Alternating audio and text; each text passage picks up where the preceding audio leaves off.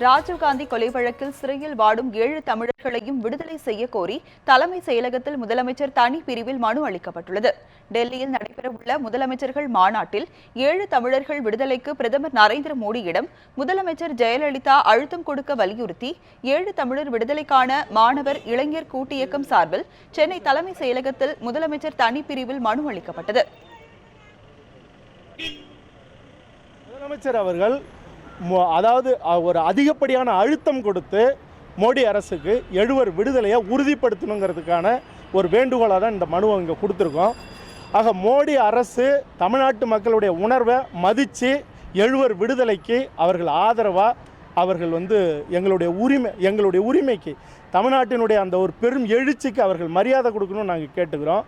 அப்படி மத்திய அரசு அதை மதிக்கலைன்னா தமிழ்நாடு அரசு தன்னுடைய வல்லமையான அந்த அதிகாரத்தை பயன்படுத்தி 161 பயன்படுத்தி உடனடியாக விடுதலை செய்யணும். எங்களுடைய 7 தமிழர்களோட உயிரை வச்சு வித்தை காட்டிக்கிட்டு இருக்கிறத இனியும் மாணவர் உலகம் தமிழ் இனம் பொறுக்காது.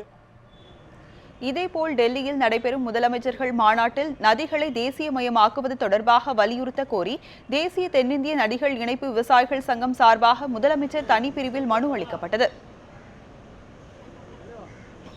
நதிகளை இணைப்பதற்கு உரிய நடவடிக்கை எடுக்க வேண்டும்.